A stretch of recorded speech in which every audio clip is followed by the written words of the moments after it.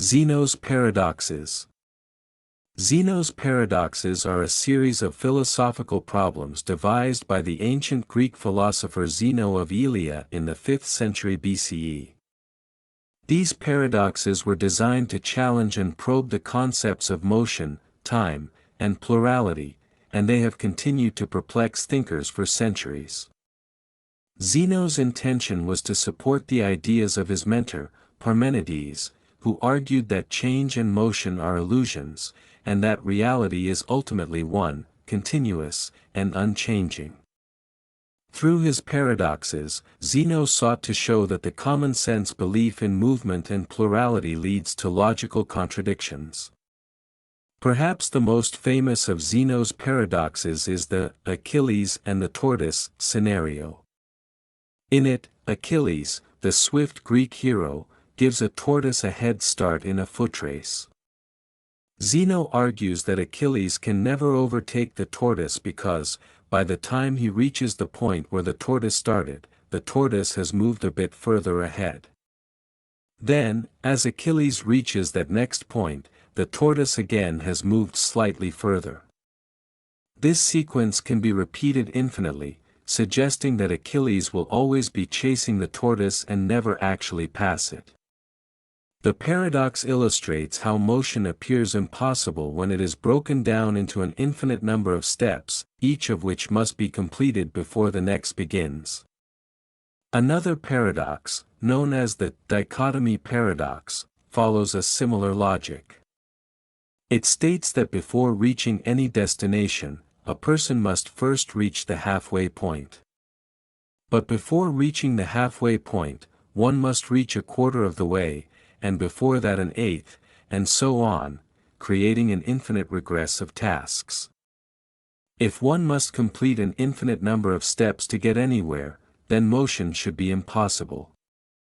Yet, in everyday life, motion is not only possible but constant and observable, creating a stark conflict between logic and experience.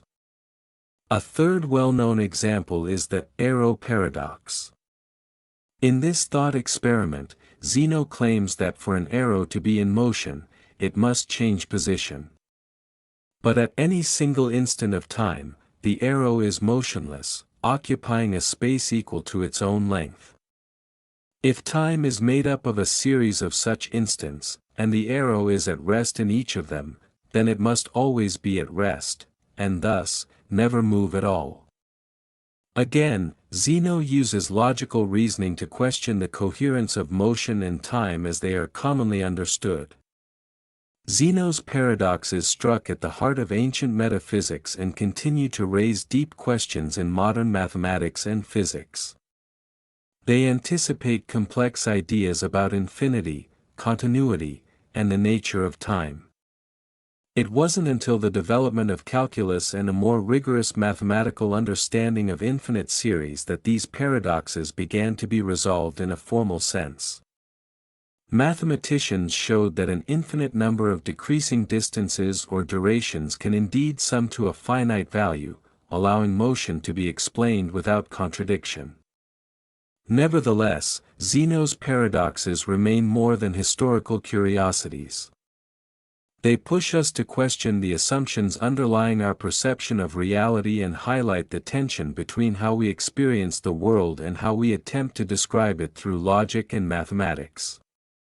Their enduring power lies in how they expose the limits of intuition and the subtle complexities hidden in seemingly simple concepts like space, time, and motion. The mirror test. The mirror test is a psychological experiment designed to assess self-awareness, the ability to recognize oneself as an individual distinct from others. Developed by psychologist Gordon Gallup Jr. in the 1970s, the test offers a simple but profound question: does an animal, or human, recognize its own reflection in a mirror as self, or does it mistake it for another creature? The standard version of the test involves placing a visible mark, such as a dot of paint or a sticker, on a subject's face or body in a place they can't see without a mirror. Then, the subject is given access to a mirror. If the subject uses the mirror to investigate or attempt to remove the mark on their own body, it is taken as evidence that they understand the reflection is their own. This reaction is interpreted as a sign of self-recognition and, by extension, self-awareness.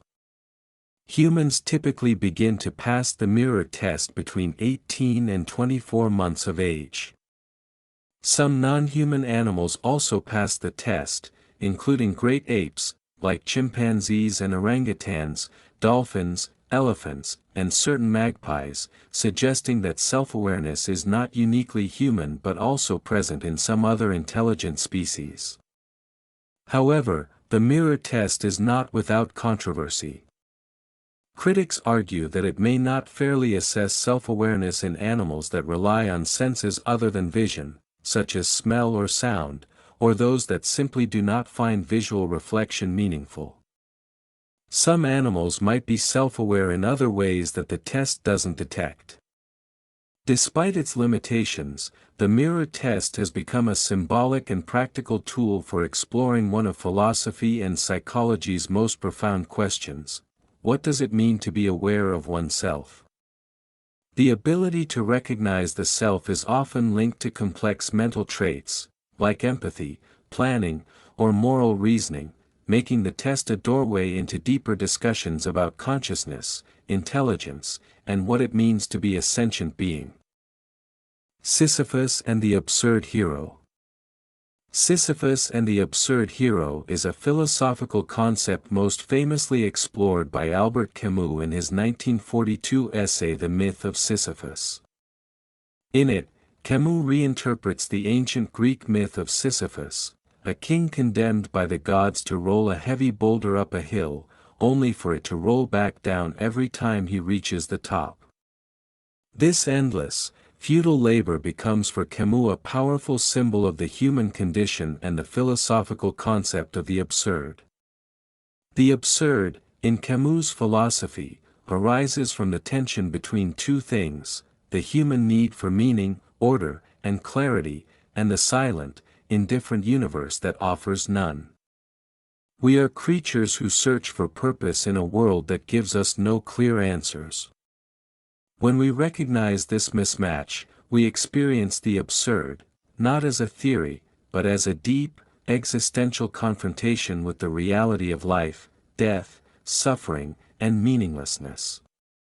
In this context, Sisyphus becomes more than a mythic figure, he becomes the absurd hero. His punishment is absurd, an eternal, meaningless task, and yet, for Camus, the tragedy of Sisyphus is not his suffering, but the moment of awareness. The key, Camus writes, is that Sisyphus is conscious of his fate. He knows the futility of his task. And yet, if he embraces it without illusion, without hope of escape, he transcends it. His defiance becomes a form of freedom. Camus famously concludes, "One must imagine Sisyphus happy." This paradoxical statement captures the essence of the absurd hero, someone who confronts the futility of existence head-on and still chooses to live, to persist, to affirm life. Sisyphus's joy does not come from the success of his task, but from his revolt against despair, his refusal to be defeated by the absurdity of his condition. This vision challenges traditional ideas of meaning, hope, and salvation. Camus does not offer religious faith, rational explanation, or utopian escape. Instead, he offers a form of noble rebellion, to live with lucidity, integrity, and passion, despite the absurd. The absurd hero finds value not in outcomes, but in the dignity of struggle itself. Thus, Sisyphus becomes a mirror for every human being who works, loves, suffers, and strives in the face of uncertainty and death. His ceaseless effort becomes a symbol of what it means to live authentically in a world without guarantees, not in denial of the absurd, but in affirmation of life in spite of it. The Dunning-Kruger Effect.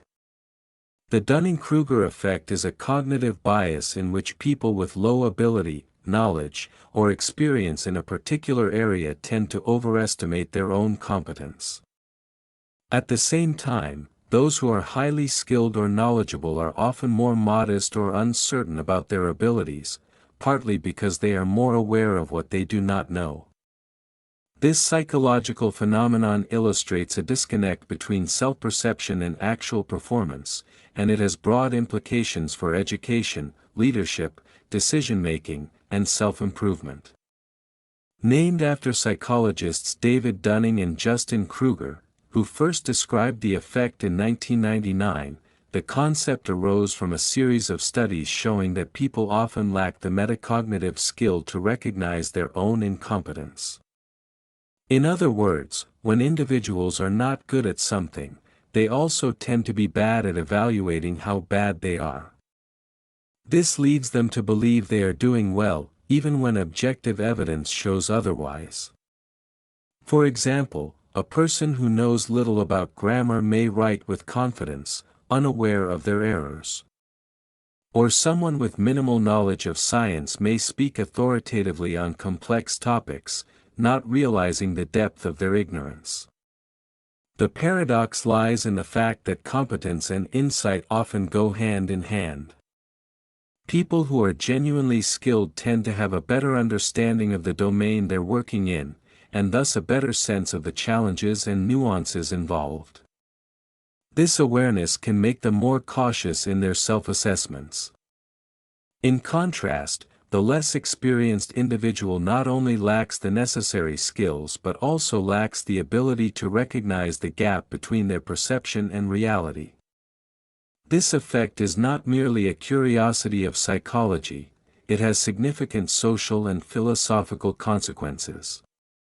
It helps explain why misinformation spreads, why unqualified individuals may rise to positions of influence, and why constructive criticism is often ignored or misunderstood.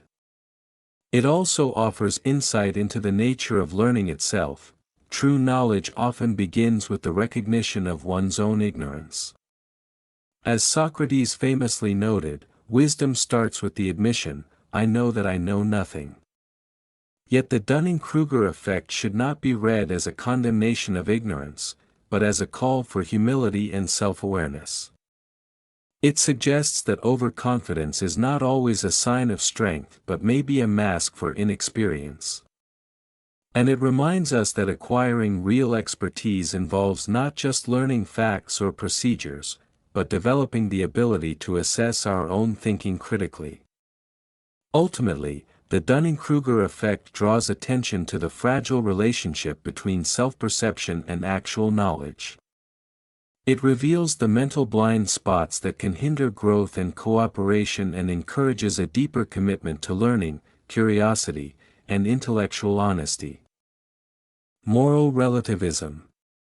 Moral relativism is the philosophical view that moral judgments and ethical values are not absolute or universally binding but are instead relative to the cultural, historical, or personal contexts in which they arise. At its core, moral relativism challenges the idea that there exists a single, objective moral truth that applies to all people at all times. Instead, it proposes that what is considered morally right or wrong depends on a specific framework, whether that framework is a particular society's norms, a historical era's standards, or an individual's beliefs and upbringing. This concept often arises in response to the observation of significant moral diversity across cultures. Practices that are deemed virtuous or acceptable in one society might be condemned in another. For example, issues like polygamy, gender roles, or even concepts of justice and punishment vary widely across the world. Moral relativists argue that these differences are not simply mistakes to be corrected by an external standard, but reflections of distinct moral systems that are valid within their own cultural or social domains. There are different forms of moral relativism. Cultural relativism is perhaps the most widely discussed, asserting that moral standards are defined by cultural norms, and that it is inappropriate to judge one culture's morality using the standards of another. Another form, individual relativism, or moral subjectivism, holds that moral judgments are grounded in personal preferences or attitudes, making ethics a matter of individual opinion rather than collective consensus. Critics of moral relativism often argue that it leads to moral paralysis or permissiveness, where no action, however harmful, can be definitively condemned if it aligns with a particular cultural or personal belief. They point out that if all moral perspectives are equally valid, then the ability to critique practices like slavery, genocide, or systemic oppression becomes philosophically undermined. Defenders of moral relativism counter that recognizing moral diversity does not mean abandoning moral reflection, rather, it calls for humility, dialogue, and a deeper understanding of the complex forces that shape ethical systems. Ultimately, moral relativism sits at the crossroads of ethics, anthropology, and philosophy. It invites a re-examination of our assumptions about right and wrong, urging us to consider not only the content of our moral beliefs but also their origins, limitations, and the perspectives of others. Whether seen as a path to tolerance and cross-cultural understanding or a threat to moral accountability, it remains one of the most provocative and debated ideas in moral philosophy. The experience machine. The experience machine is a famous philosophical thought experiment proposed by American philosopher Robert Nozick in his 1974 book Anarchy, State, and Utopia. The purpose of the thought experiment is to challenge hedonism, the ethical theory that holds that pleasure is the highest or sole intrinsic good, and that a good life is one filled with as much pleasurable experience as possible. Nozick asks us to imagine a hypothetical machine, the experience machine, that can simulate any pleasurable or desirable experience we choose. Once connected, a person would not know they were in a machine, the experiences would feel real, and the person could live out their ideal life, climbing Mount Everest, winning a Nobel Prize, falling in love, creating art, or anything else they desired. The machine would take care of the technicalities, the person would simply experience endless joy, achievement, and fulfillment. The key question Nozick poses is, would you plug in? At first glance, the experience machine seems like a perfect life. But Nozick argues that most people would refuse to plug in, and that this refusal reveals something important about what we truly value. His conclusion is that pleasure alone is not enough for a meaningful life. Nozick offers several reasons why we might reject the machine. We want to do things, not just experience them. There is a difference between actually writing a novel or climbing a mountain and merely feeling as though we did. We want to be a certain kind of person, with a genuine character shaped by real choices, effort, and struggle. Life in the machine, no matter how pleasant, makes us passive recipients of experience. We want contact with reality, to be connected to a world beyond our own mental states. Living in a machine, even a perfect one, is a kind of illusion or deception. These points challenge the core of hedonism. If pleasure were the only thing that mattered, then plugging into the machine would be the most rational choice. But the fact that many people would decline it suggests that we care about more than just feeling good, we care about truth, authenticity, agency, and engagement with the real world. The experience machine continues to be a powerful and provocative tool in ethics and philosophy of mind. It raises deep questions about the nature of happiness, the value of reality, and what it means to live a good life.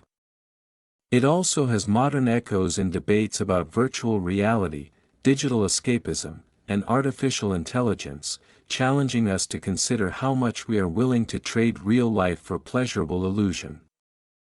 Dualism. Dualism, most famously associated with the French philosopher René Descartes, is the view that reality consists of two fundamentally different kinds of substances, mind and body. Descartes articulated this position most clearly in his 17th-century work Meditations on First Philosophy, where he sought to establish a firm foundation for knowledge by doubting everything he could until he arrived at something indubitable. That unshakable point was the insight, cogito, ergo sum, I think, therefore I am. From this, Descartes inferred that the thinking self, the mind, is distinct from the body, which is extended in space and subject to mechanical laws. In this framework, the mind is characterized by thought, consciousness, and intentionality. It has no physical extension and cannot be divided. The body, by contrast, is material, extended, and divisible, operating in space like a machine. Because of these different natures, Descartes concluded that the two must be distinct substances. This view came to be known as substance dualism, or Cartesian dualism. One of the central challenges to Descartes' dualism, even in his own time, was the mind-body interaction problem. If mind and body are so fundamentally different, one immaterial and the other material, how can they causally interact? For example, how can a mental intention, like deciding to raise one's arm, cause a physical movement in the body? Descartes proposed that the pineal gland, a small organ in the brain, served as the point of interaction between mind and body, though this was largely speculative and not widely accepted even then. Despite such challenges, Cartesian dualism has had a profound and lasting impact on Western thought. It laid the groundwork for the scientific investigation of the body as a machine, separate from the soul or self. At the same time, it raised enduring questions about consciousness, personal identity, and the nature of the self, questions that continue to occupy philosophers, neuroscientists, and psychologists today. While many contemporary thinkers favor physicalist or monist theories, which hold that only the physical exists, Descartes' dualism remains a foundational concept in discussions about the relationship between mind and matter. The hard problem of consciousness. The hard problem of consciousness is a term coined by philosopher David Chalmers in the 1990s to highlight a profound and still unresolved issue in the philosophy of mind: why and how physical processes in the brain give rise to subjective experiences. Unlike the easy problems of consciousness, which involve understanding how the brain perceives stimuli, processes information, or controls behavior, the hard problem addresses the mystery of Qualia, the first-person, inner aspect of mental life. It asks, why does consciousness feel like anything at all? When we see the color red, hear a piece of music, or taste bitterness, there is an undeniable qualitative component to these experiences. These felt qualities are not just about processing sensory data but involve an inner life, a private awareness. According to Chalmers, explaining how neurons fire or how visual information is sorted in the brain doesn't suffice to explain why it is accompanied by conscious experience. One can imagine, in principle, a machine that performs all the same functions as a human brain, processing sights, sounds, and responding appropriately, without experiencing anything from the inside. This leads to the central tension: how does subjective awareness arise from objective matter? The difficulty of the hard problem lies in the apparent gap between the physical and the experiential. Neuroscience can tell us what happens in the brain when someone feels pain or sees blue, but it cannot explain why those processes should produce feeling at all.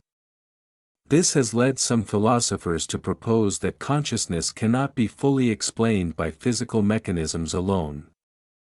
Chalmers himself has entertained the possibility of consciousness being a fundamental property of the universe, like space, time, or mass, a view known as panpsychism.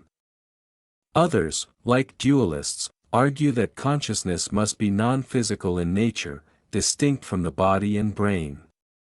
Meanwhile, Physicalists and materialists argue that the hard problem may seem difficult only because of current cognitive limitations. They maintain that, given enough scientific progress, consciousness will eventually be explained through neurobiological processes, even if it currently seems mysterious. They may reject the framing of the hard problem altogether, suggesting that it is based on misleading intuitions or conceptual confusion. The implications of the hard problem stretch beyond academic philosophy. It has ramifications for fields as diverse as artificial intelligence, ethics, psychology, and even theology.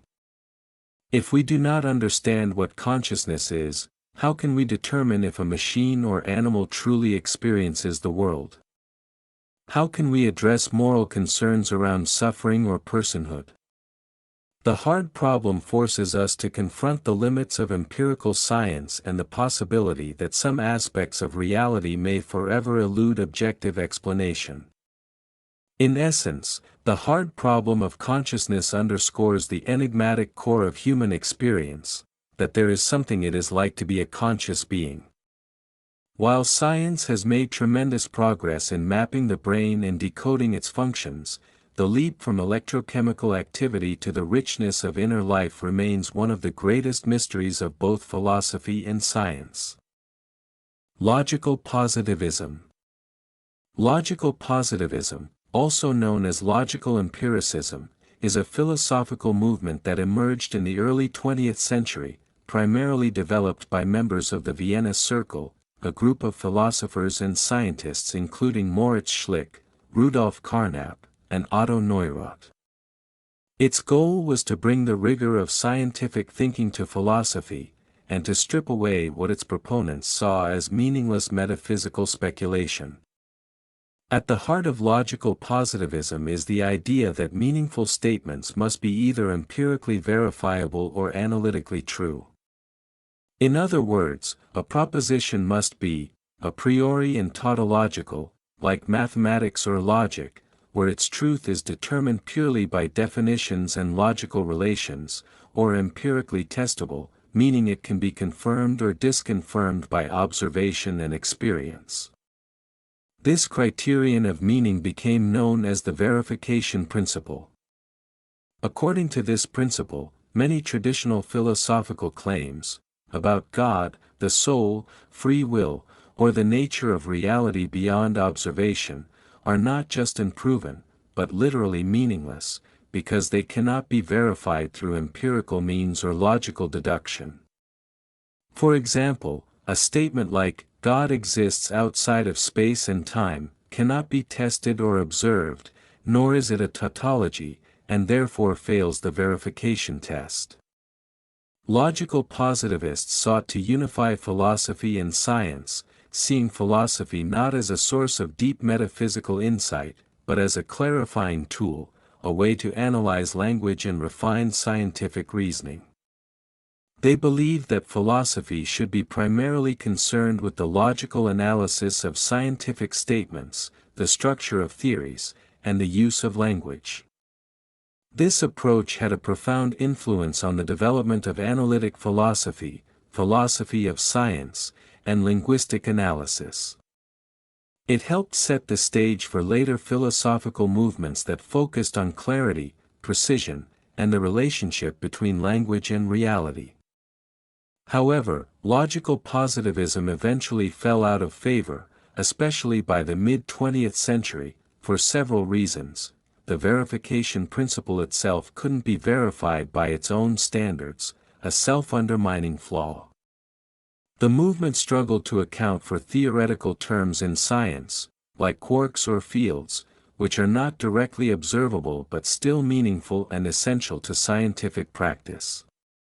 Critics like Karl Popper argued that falsifiability, not verification, was the proper test of scientific meaningfulness. Later philosophers such as W.V.O. Quine and Thomas Kuhn challenged the sharp distinction between analytic and synthetic truths, and questioned the idea that science progresses in a purely rational or linear way. Despite its decline as a dominant school, logical positivism left a lasting legacy. It helped establish a scientific attitude in philosophy, sharpened the tools of logical and linguistic analysis, and raised enduring questions about the nature of meaning, knowledge, and empirical truth. Even as its original doctrines were revised or abandoned, the spirit of clarity and rigor it championed remains a cornerstone of much of contemporary philosophical thought. Apatheia.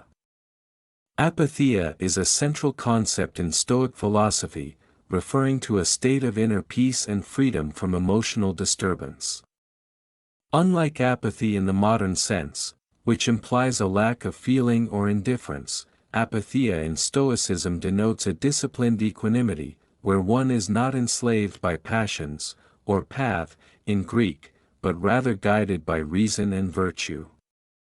It represents the ideal emotional condition for the Stoic sage, one who is no longer vulnerable to irrational impulses, destructive emotions, or external events. The Stoics believed that human suffering often stems not from events themselves, but from our judgments about them. For example, losing money, being insulted, or facing illness may not inherently disturb us. It is our interpretation of these occurrences as bad or unbearable that creates distress. Apatheia, then, is the fruit of mastering one's perceptions and desires, training the mind to remain steady in both pleasure and pain, success and failure. It is not about being emotionless, but about cultivating a virtuous calm that remains unshaken by fortune. In this way, apatheia is intimately tied to Stoic ethics and cosmology. The Stoics saw the universe as governed by logos, a rational, divine principle, and believed that living in accordance with this rational order was the path to a good life. The passions, by contrast, were viewed as disordered movements of the soul, arising when we fail to reason properly or attach undue importance to things outside of our control. Anger, fear, envy, grief, all of these were seen not as natural expressions, but as disruptions of the soul's harmony. By cultivating virtues such as wisdom, courage, justice, and temperance, the Stoic gradually purifies the soul and attains apatheia. Importantly, apatheia does not mean a lack of all feeling. The Stoics recognized and even encouraged certain eupatheiae, good feelings, or rational emotions such as joy and virtue, cautiousness grounded in reason, or wishing well for others. These arise not from irrational impulses, but from moral clarity and alignment with nature. The goal is not to suppress all emotional responses, but to eliminate those that lead to suffering and moral error. To reach apatheia, Stoic practice emphasizes daily reflection, self-examination, mindful detachment from externals, and constant attention to the present moment. Figures like Epictetus, Seneca, and Marcus Aurelius all wrote extensively about the discipline needed to quiet the passions and remain composed in the face of life's unpredictability. Through repeated philosophical training, the Stoic learns to distinguish between what lies within their power, their thoughts, values, and actions, and what lies beyond it. Apatheia emerges as the reward for that clarity and control. Ultimately, apatheia is not cold detachment, but serene strength. It allows the individual to engage with the world compassionately and courageously, without being torn apart by it. In the Stoic worldview, it is the mark of true freedom, not the freedom to do whatever one pleases, but the freedom to remain whole, rational, and good no matter what life brings. Deontology. Deontology, especially as formulated by Immanuel Kant, is an ethical theory that emphasizes the importance of duty, rules, and moral principles over consequences. Unlike consequentialist theories such as utilitarianism, which determine the morality of an action based on its outcomes, Kantian deontology holds that some actions are morally obligatory, permissible, or forbidden based solely on their inherent nature or the principles behind them, regardless of the results they produce. At the heart of Kant's moral philosophy is the concept of the categorical imperative, a principle that serves as a universal moral law. Kant proposed several formulations of the categorical imperative, but two of the most influential are: the formula of universal law, act only according to that maxim whereby you can at the same time will that it should become a universal law. In other words, before acting, one should ask whether the guiding principle, the maxim, of the action could be adopted by everyone without contradiction. If it leads to a contradiction or an undesirable world, the action is morally impermissible. The formula of humanity, act in such a way that you treat humanity, whether in your own person or in the person of another, always at the same time as an end, never merely as a means. This principle emphasizes respect for human dignity.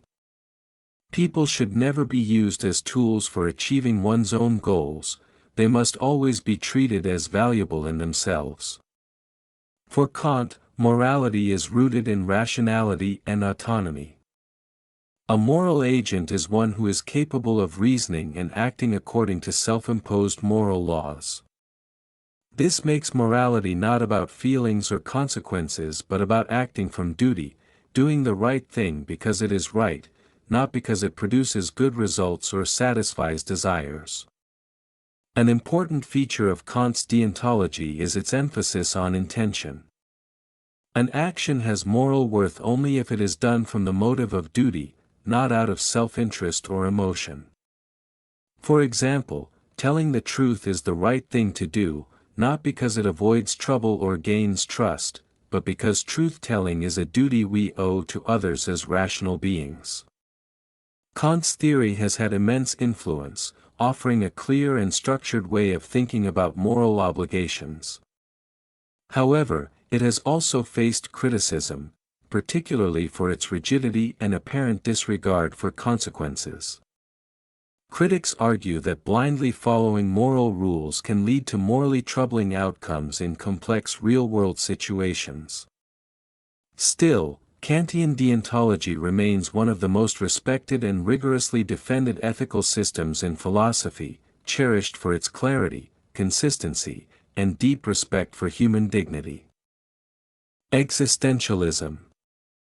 Existentialism is a philosophical movement that explores the nature of human existence, emphasizing individual freedom, choice, and responsibility in an indifferent or even absurd universe.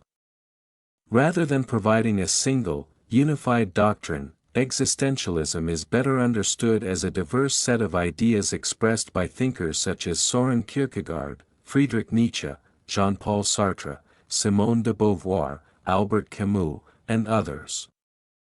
What binds them is a shared concern with what it means to exist as a human being, especially in a world that offers no preordained meaning or purpose. At its core, existentialism begins with the insight that existence precedes essence, a phrase popularized by Sartre. This means that human beings are not born with a fixed nature or purpose. Instead, we come into existence first, and only later define ourselves through our actions, choices, and commitments. This places the full weight of creating meaning on the individual. We are radically free, but this freedom also brings a burden, the responsibility to choose authentically and to confront the anxiety and dread that arise from realizing that there is no external source, no God, no universal moral law, no predetermined fate, to guide us.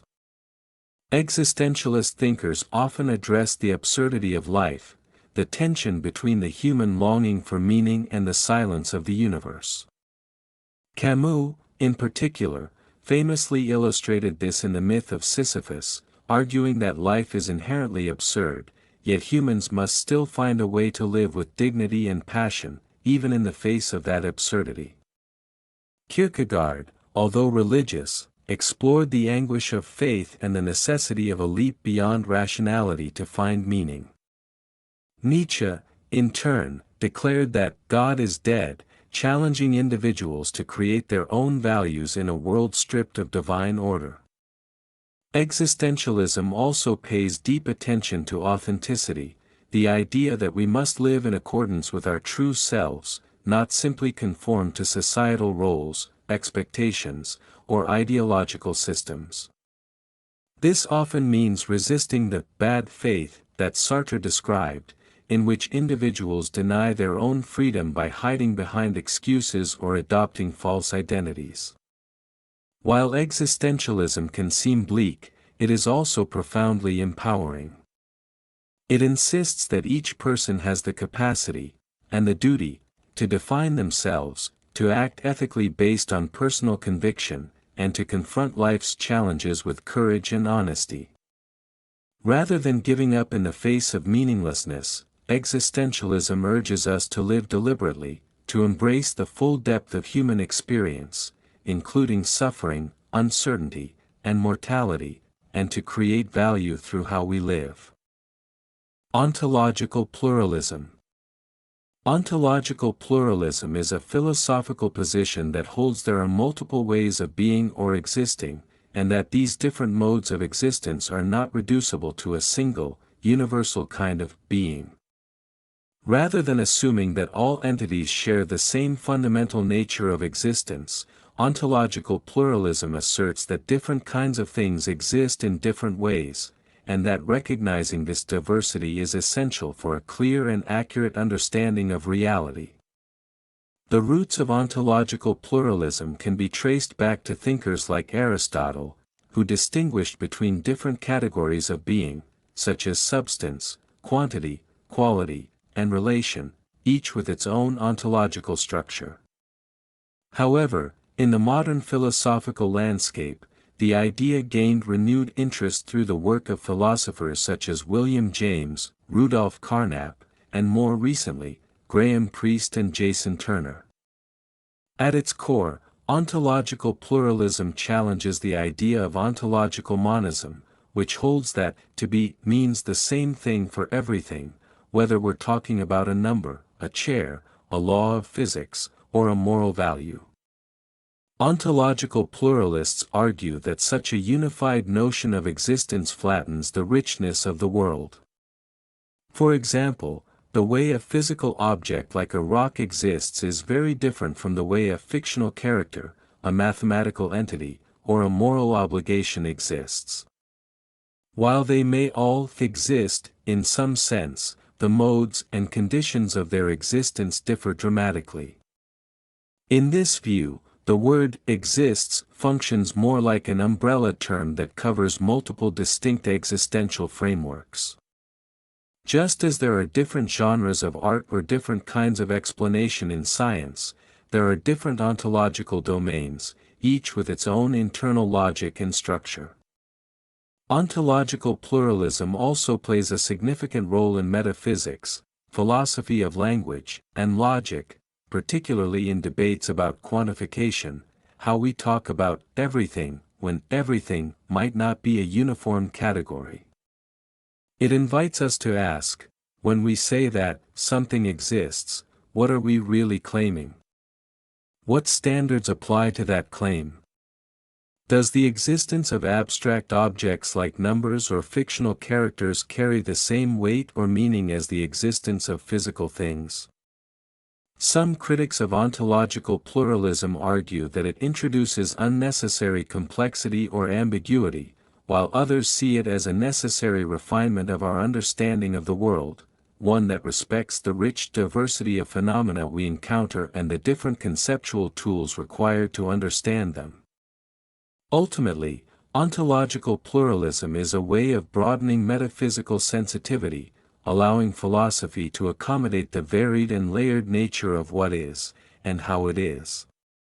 It asks us not just what exists, but how things exist, and whether those differences truly matter. For the pluralist, the answer is yes, being is not one, but many. Qualia. Qualia, singular, quali, are the subjective, first-person experiences of conscious perception, the raw, what it is like to see, feel, hear, or taste something. When you look at a red apple and experience its redness, or when you hear the softness of a cello's tone, or feel the sting of pain or the warmth of sunlight on your skin, you are encountering qualia. These are not merely physical events or behavioral responses, but the internal, phenomenal qualities of experiences, the felt texture of consciousness. Philosophers have long been intrigued by qualia because they seem to resist reduction to physical or functional explanations. While neuroscience can describe how light hits the retina, triggers neurons, and results in visual processing, it cannot fully explain why or how those physical processes are accompanied by the experience of seeing red rather than, say, tasting salt. This creates what philosopher David Chalmers famously called the hard problem of consciousness, the problem of explaining why and how physical processes in the brain give rise to subjective experience at all. Qualia are central to many arguments in the philosophy of mind, especially those challenging physicalism, the idea that everything about the mind can be explained in physical terms. For example, Thomas Nagel's famous essay What Is It Like to Be a Bat? Argues that no amount of objective, scientific information can fully capture the bat's subjective experience of echolocation. Similarly, Frank Jackson's knowledge argument introduces Mary, a brilliant scientist who knows everything about color vision from a scientific standpoint but has never actually seen color herself. When she finally sees red for the first time, she learns something new, what red looks like. This, Jackson argues, shows that there are truths about consciousness, namely, qualia, that cannot be captured by physical knowledge alone. Critics of qualia argue that they may be ill-defined, non-explanatory, or even illusory. Some philosophers and scientists, particularly those aligned with functionalism or eliminative materialism, believe that once we fully understand the brain and its information processing systems, the mystery of qualia will dissolve. Others argue that qualia are deeply embedded in how we think about experience, and cannot simply be explained away. Regardless of one's stance, the concept of qualia highlights a fundamental divide in philosophy, whether consciousness is a feature that can be explained by science, or whether it represents a profound mystery that challenges our understanding of mind, matter, and reality itself. In this way, qualia serve as a touchstone for deeper questions about perception, identity, knowledge, and the very fabric of subjective existence. Quietism. Quietism is a philosophical and spiritual attitude that emphasizes inner stillness, non-intervention, and the suspension of intellectual or doctrinal striving. In philosophy, particularly in its modern usage, Quietism refers to a skeptical or minimalist stance toward theoretical debate and metaphysical speculation. It suggests that many traditional philosophical problems are not genuine problems at all, but rather the result of confusion about language or misguided assumptions. Rather than offering new theories or systems, Quietism aims to dissolve philosophical puzzles by clarifying how we speak and think. This philosophical Quietism is most closely associated with the later work of Ludwig Wittgenstein, who argued that many philosophical issues arise when language is used outside of its ordinary context. For example, asking, "What is the meaning of meaning?" or "What is the essence of consciousness?" might seem profound, but Quietists see such questions as misuses of language, questions that can be diffused rather than answered. From this perspective, philosophy's role is not to solve grand problems or explain the world, but to bring peace to the mind by showing that the problems themselves are illusions born of linguistic misunderstanding. Quietism in this sense is not anti-intellectual but anti-theoretical. It resists the construction of abstract systems and resists the idea that philosophy should function like science, producing knowledge or uncovering hidden truths. Instead, it sees the philosophical impulse as something to be calmed rather than indulged. For the quietist, clarity and insight come not from argumentation or metaphysical discovery, but from stepping back and seeing how our thinking has gone astray. Outside of analytic philosophy, the term Quietism also has a rich spiritual history. In Christian mysticism, particularly in 17th-century Catholic Europe, Quietism referred to a controversial movement that emphasized passivity, inner silence, and the surrender of the will to God. Figures like Miguel de Molinos taught that the highest form of prayer was pure contemplation, free of thought, desire, or effort. This spiritual quietism was criticized by church authorities for appearing to reject the importance of moral effort, sacraments, and ecclesiastical authority, and it was eventually condemned as heretical. Yet in both its spiritual and philosophical forms, Quietism shares a common thread, the idea that peace comes not from struggle or intellectual conquest, but from letting go, of ego, of theory, of the compulsive need to solve or control. It is a stance of radical humility, a recognition of the limits of language, reason, and self-will.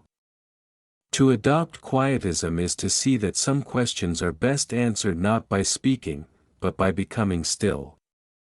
In the broader philosophical landscape, Quietism is often seen as a challenge to the very ambition of philosophy itself. Where some traditions seek to build systems or discover ultimate truths, Quietism proposes that the deepest form of insight may come from relinquishing that search altogether. It is a philosophy not of answers, but of release. The absence of evidence fallacy. The absence of evidence fallacy is a logical misstep in reasoning that occurs when someone takes a lack of evidence for a claim as proof that the claim is false, or, conversely, assumes that a lack of disproof confirms a claim as true. This fallacy hinges on mistaking silence or uncertainty for definitive knowledge. Just because there is no evidence for something does not necessarily mean that the thing does not exist. It may simply mean that no evidence has yet been found, or that the tools or methods to detect it are insufficient. At its heart, the fallacy is a failure to appreciate the difference between absence of evidence and evidence of absence. The former refers to a situation in which we currently lack information about a particular phenomenon. The latter refers to a case in which we have actively searched for evidence and found nothing, which may be a more legitimate basis for drawing a conclusion. The danger lies in prematurely treating these two conditions as identical, leading to unwarranted certainty. For example, suppose someone claims that intelligent life exists elsewhere in the universe. If another person responds, "There's no proof, so it must not exist," they are committing the absence of evidence fallacy. The fact that we haven't yet discovered extraterrestrial life doesn't mean it isn't out there, it may just be beyond our current means of detection. Similarly, to claim that a historical figure never existed simply because we have no records of them is also to fall into this fallacy.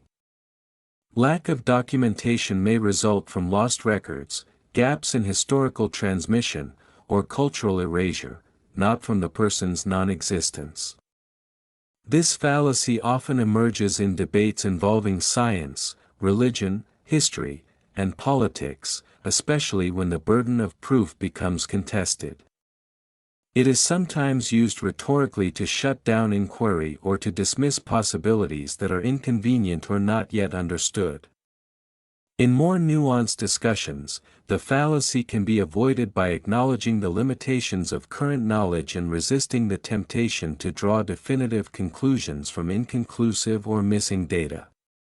Importantly, the fallacy should not be confused with skepticism or critical thinking. It is entirely reasonable to withhold belief in a claim until sufficient evidence is presented. What becomes fallacious is when the lack of evidence is asserted as conclusive proof against the claim, especially in contexts where evidence might reasonably be unavailable or difficult to obtain. Philosophically, the absence of evidence fallacy reminds us of the importance of intellectual humility. It urges caution in how we interpret uncertainty and challenges the human tendency to seek finality where ambiguity still reigns. In a world where knowledge is always incomplete and evolving, recognizing this fallacy helps us remain open to new discoveries while staying grounded in reasoned analysis. Solipsism. Solipsism is a philosophical idea that begins with radical doubt and arrives at a deeply unsettling conclusion, that only one's own mind can be known to exist with certainty. It is the belief, or at least the possibility, that everything outside of one's own consciousness might be an illusion, a dream, or a projection of the mind. In its most extreme form, solipsism holds that only the self exists, and that the external world, including other people, has no independent reality. The roots of solipsism lie in epistemology, the branch of philosophy concerned with knowledge. It questions how we can truly know anything beyond our own experiences. We see, hear, feel, and think, but all of these perceptions are filtered through our consciousness. How can we be sure that what we perceive corresponds to anything real outside ourselves? Perhaps what seems like an external world is merely a vivid dream.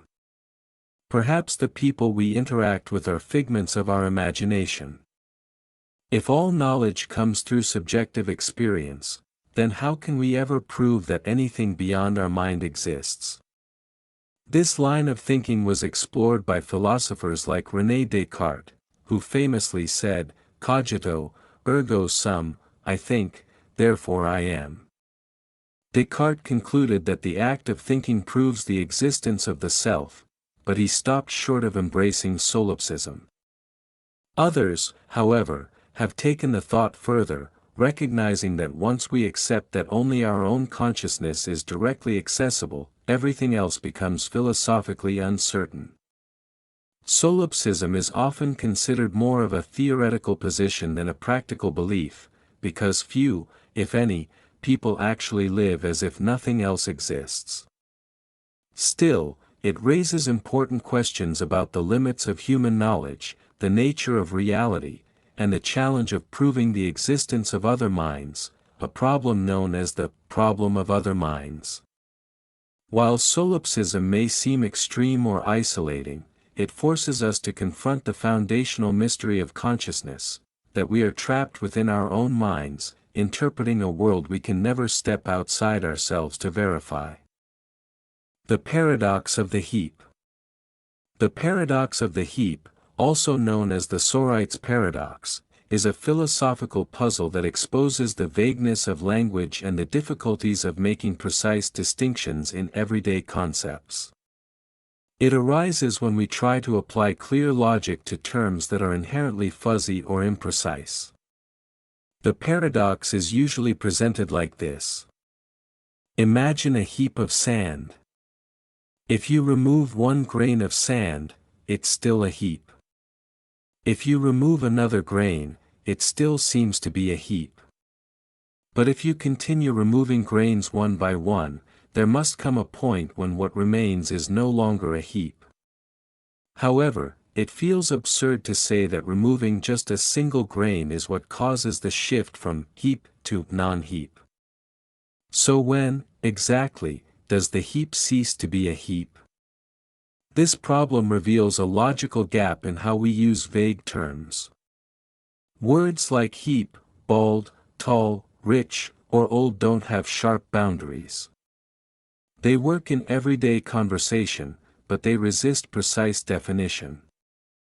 If a man loses one hair, he's still not bald, but how many hairs must be lost before he is bald?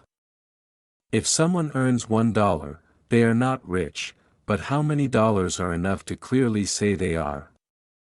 Philosophers have responded to this paradox in different ways. Some argue for supervaluationism, where vague terms have a range of acceptable meanings, and borderline cases are left intentionally undefined. Others turn to fuzzy logic, which allows truth to exist on a spectrum rather than in binary true/false terms. Still others suggest the problem lies in our language, not in reality itself. We try to force clear-cut answers onto things that are inherently gradual and continuous. At its heart, the paradox of the heap challenges the assumption that logic always applies cleanly to real-world concepts. It forces us to question the precision of our words and categories, and to consider how much of our thinking rests on unstable definitions. The Anthropocentric Bias. The anthropocentric bias is a philosophical and cognitive tendency to interpret the world through a human-centered lens, placing human beings at the center of value, meaning, and relevance. It manifests in the assumption, often implicit, that humans are the most significant entities in the universe, and that reality, morality, and knowledge should be understood primarily or exclusively from the standpoint of human experience and interest. At its root, this bias reflects a deep-seated inclination to measure all things by human standards. In ethics, it often leads to moral frameworks that prioritize human well-being while discounting or overlooking the interests of non-human animals, ecosystems, or future generations.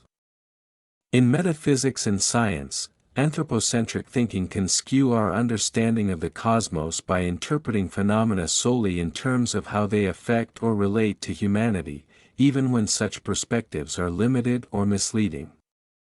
Historically, anthropocentrism has been embedded in religious, philosophical, and cultural worldviews. In many traditions, humans are seen as uniquely endowed with rationality, soul, or dominion over nature.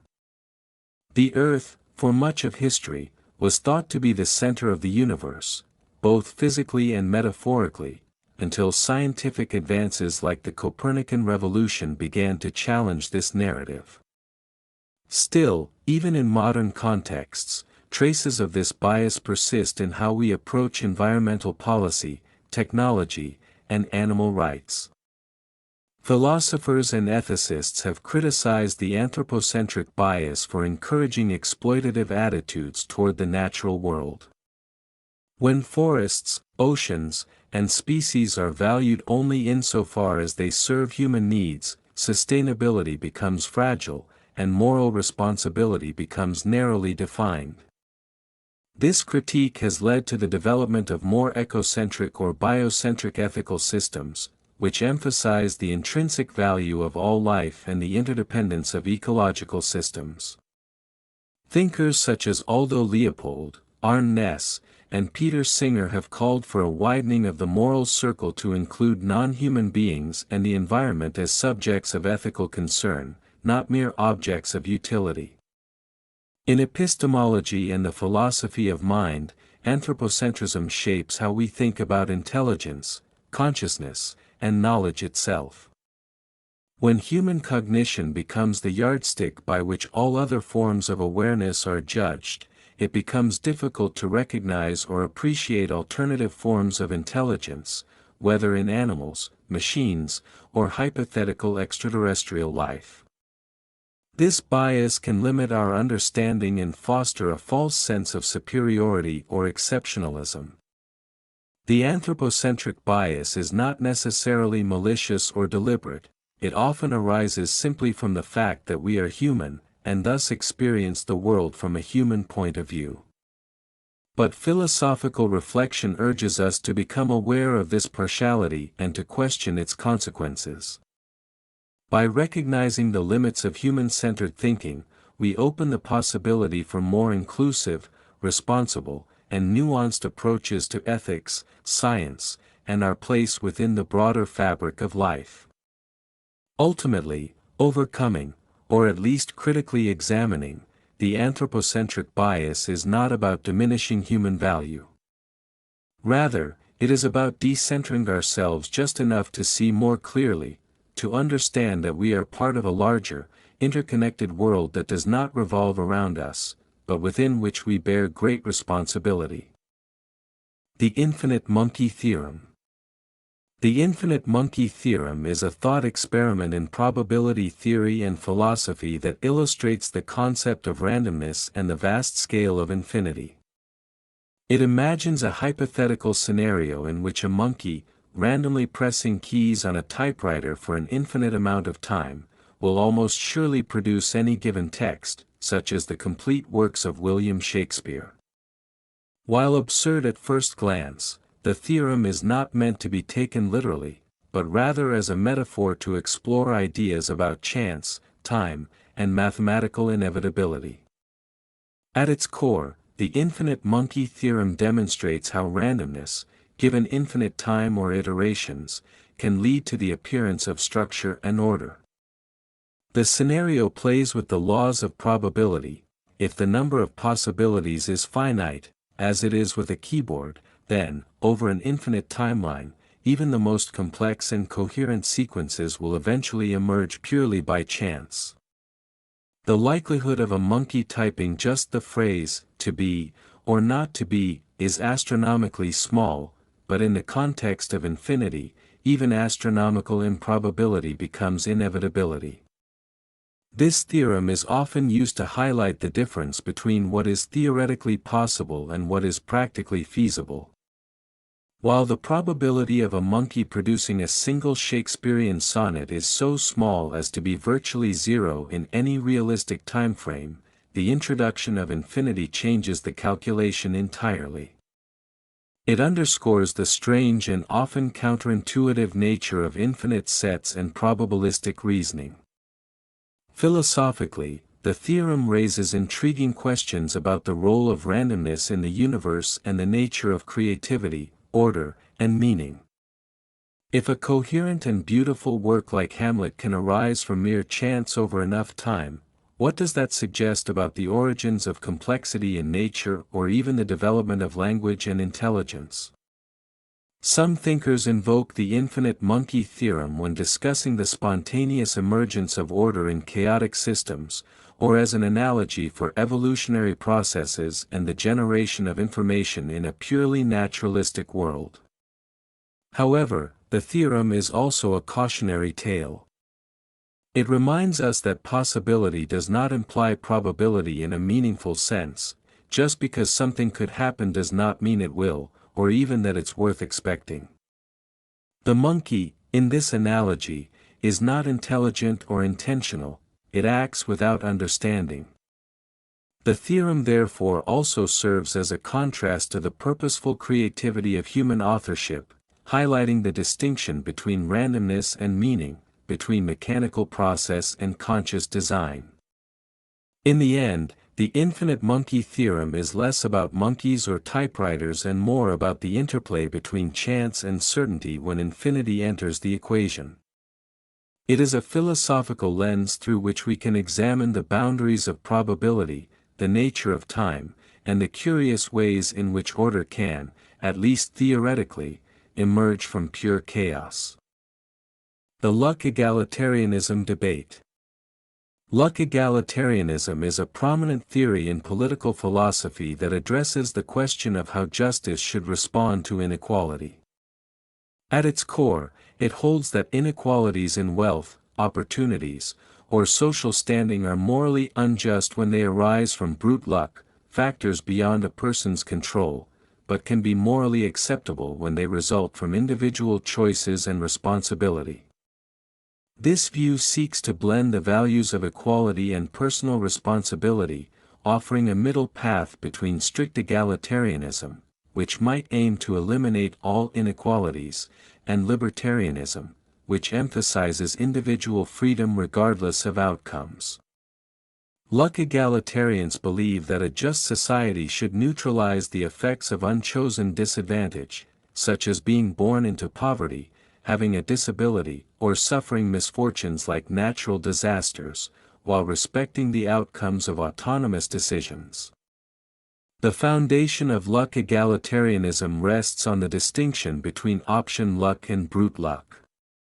Brute luck refers to circumstances that are not under a person's control, for example, their family background, genetic endowments, or accidents. Option luck involves risks and outcomes that stem from deliberate choices, like gambling, taking a high-risk job, or declining to pursue education.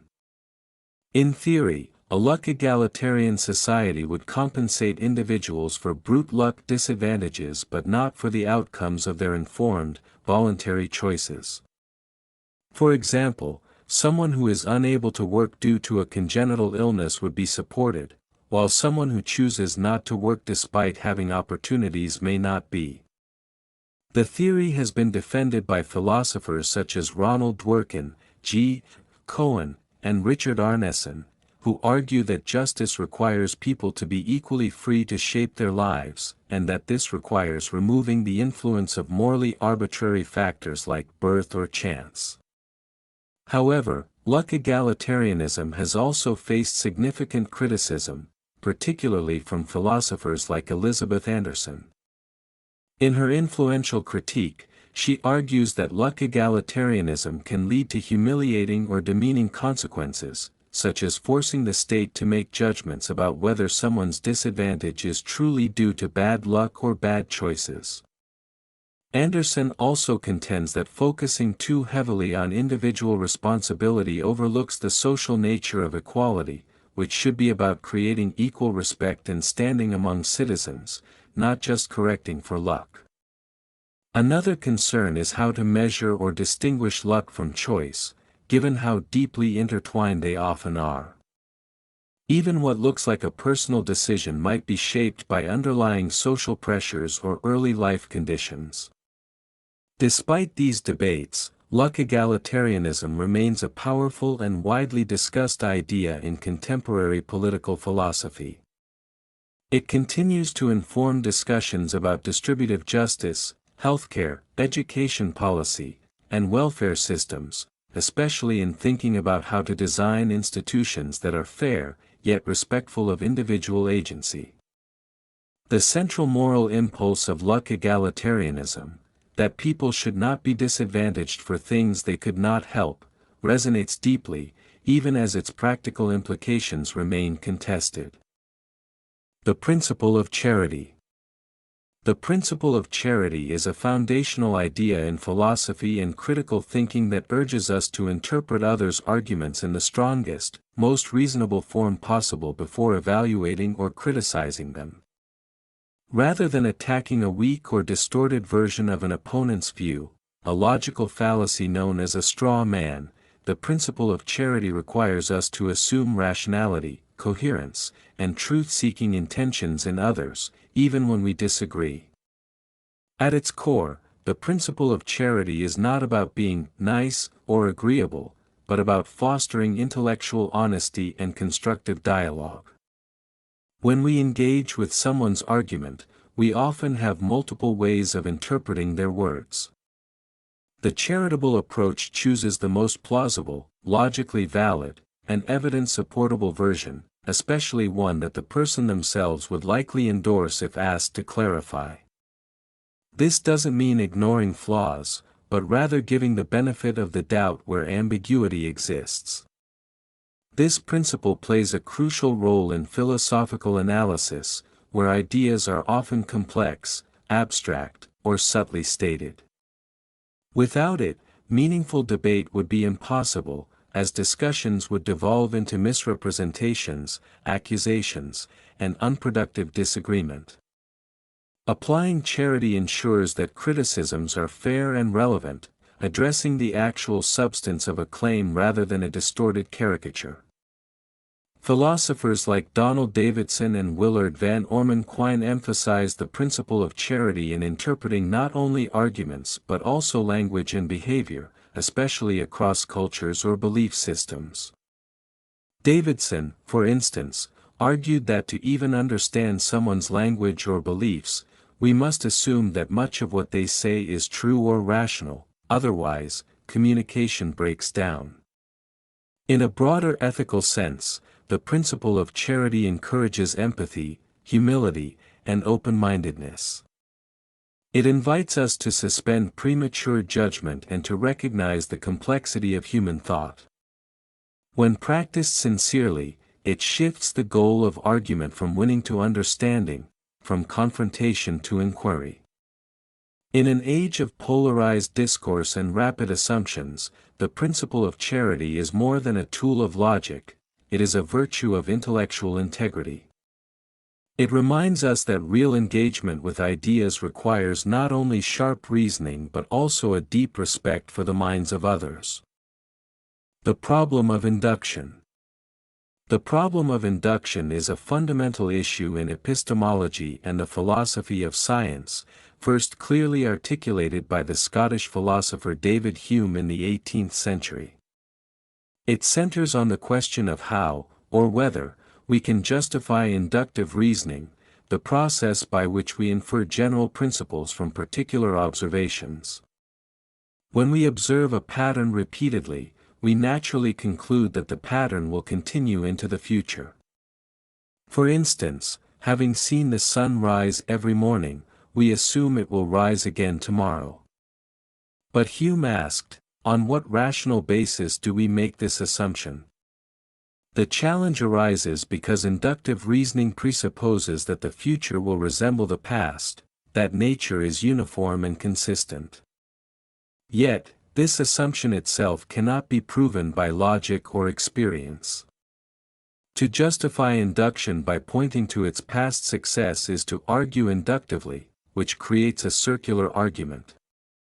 It assumes the very principle it seeks to prove. In other words, using past experience to validate induction already relies on induction, thus failing to provide a non-circular, rational foundation. Hume did not deny that we use induction constantly or that it is practically indispensable. Rather, his point was that there is no logical necessity compelling the world to continue behaving as it has before. Just because the sun has risen every day in our memory does not guarantee that it must rise tomorrow. The laws of nature, as we understand them, are based on observed regularities, not logical certainties.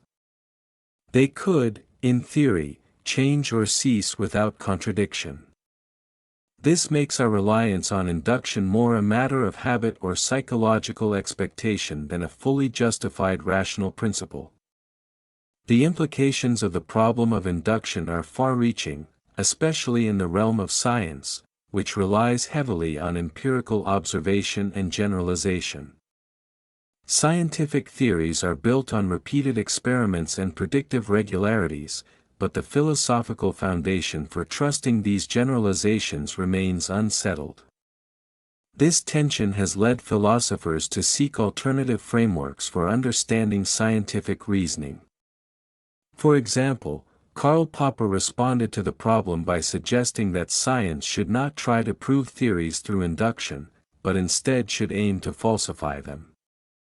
According to this view, a scientific claim is meaningful only if it can, in principle, be proven wrong by experience. Despite centuries of discussion, the problem of induction remains unresolved in a definitive way. It serves as a humbling reminder of the limits of human knowledge and the fragility of the foundations on which our understanding of the world rests. Yet it also highlights a deeper truth about the nature of rationality, that much of what we consider knowledge is built not on certainty, but on trust, pattern recognition, and practical success.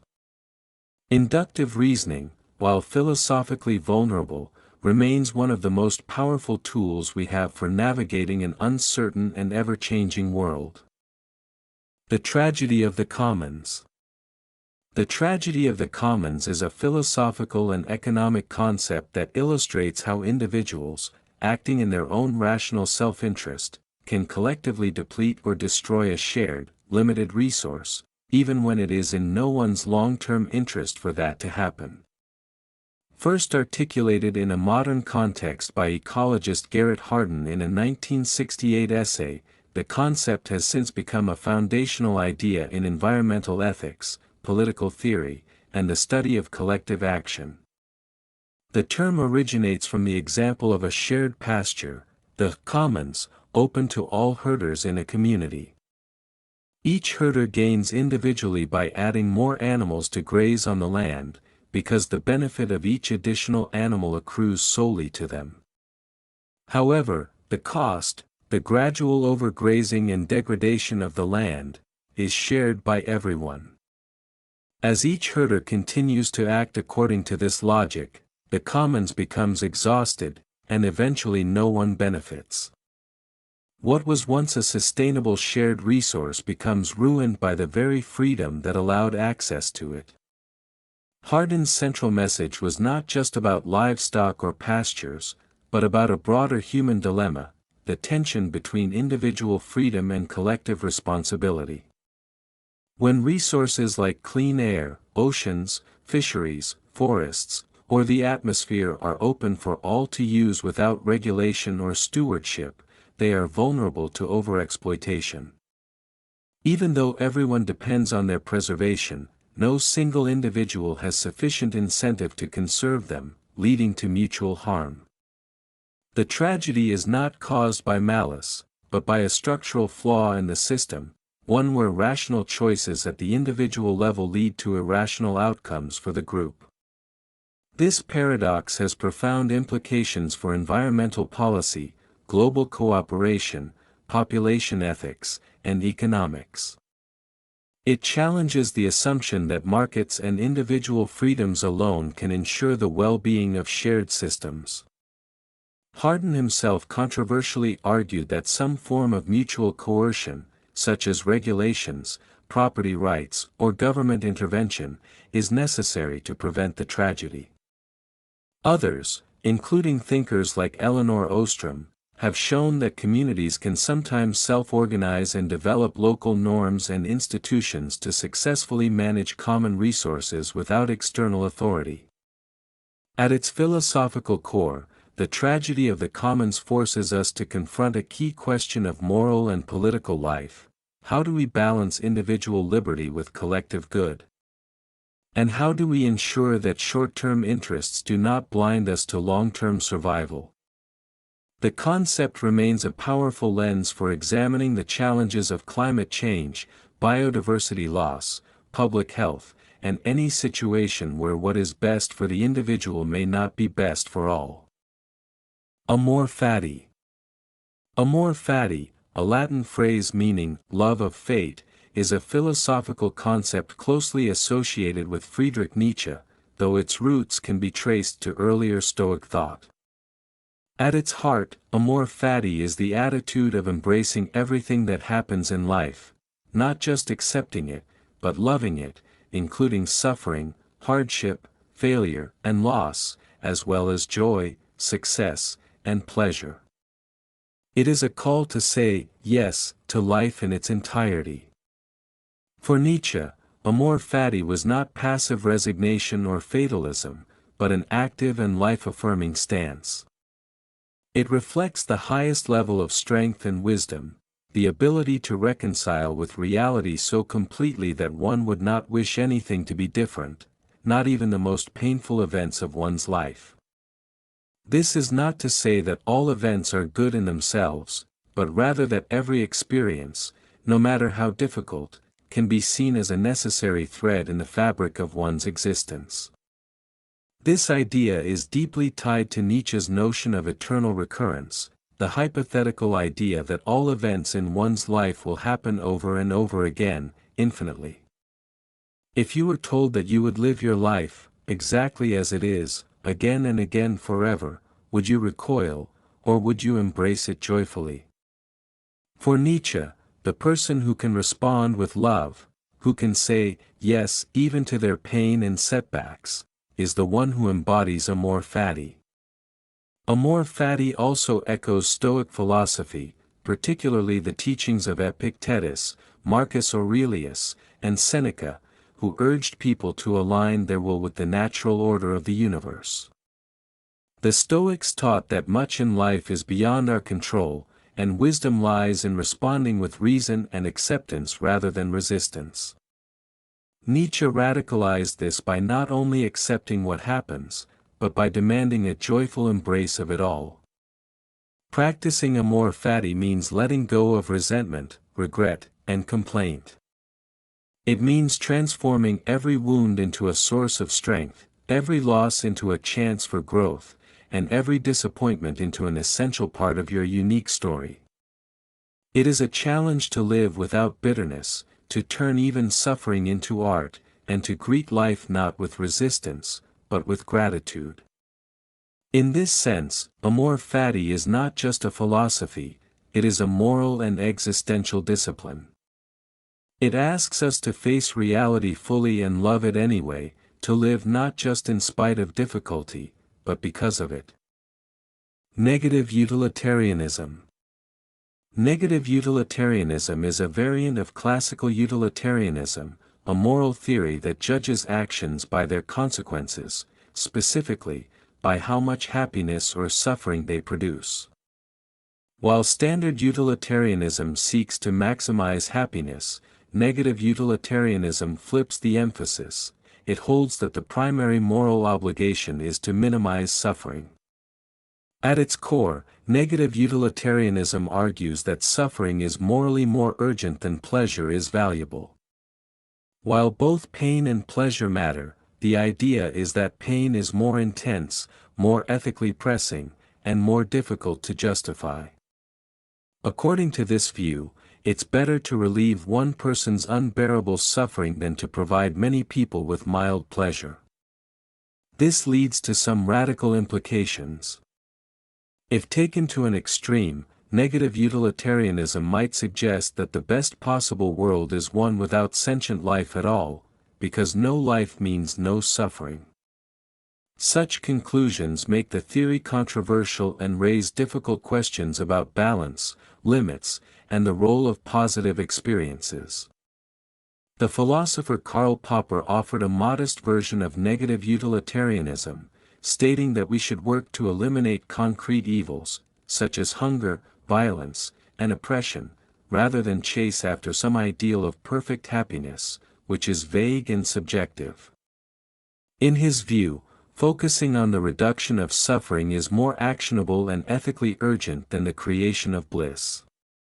Negative utilitarianism also plays a significant role in ethics surrounding animal welfare, global poverty, and existential risk. Many who adopt this perspective focus on reducing large-scale suffering, whether it's in factory farming, humanitarian disasters, or future scenarios where intelligent beings could suffer in massive numbers. In essence, negative utilitarianism asks, what if the worst experiences in life matter more, morally, than the best ones? And if that's true, what kind of world should we be trying to build? Nihilism. Nihilism is a philosophical view that asserts life has no inherent meaning, value, or purpose. At its core, it challenges the foundations of morality, truth, and existence itself. The term comes from the Latin nihil, meaning nothing, and it often evokes images of despair or existential crisis, but the idea is more complex than simple pessimism. Nihilism became especially prominent in 19th-century Europe, and one of its most influential voices was Friedrich Nietzsche, who diagnosed it as a condition of modern humanity. As science, secularism, and rational thought advanced, traditional religious and moral frameworks began to lose their authority. Nietzsche famously declared, "God is dead," not as a triumphant statement, but as a warning. The death of absolute belief systems, he argued, would lead to a cultural void, a sense that there is no ultimate foundation for right and wrong, truth or meaning. In a nihilistic worldview, the universe is indifferent, and any attempts to find objective meaning, whether through religion, philosophy, or science, are ultimately futile. Values are human-made constructs, not eternal truths. For some, this realization can be paralyzing, leading to feelings of emptiness, alienation, or despair. However, Nietzsche did not stop at nihilism, he saw it as a necessary stage. Once we recognize that traditional meanings have collapsed, we are free to create our own. In this sense, nihilism is not just a dead end but a crossroads. Either we fall into despair, or we accept the void and take up the challenge of inventing meaning for ourselves. Thus, nihilism forces us to confront uncomfortable questions. If there is no cosmic purpose, how should we live?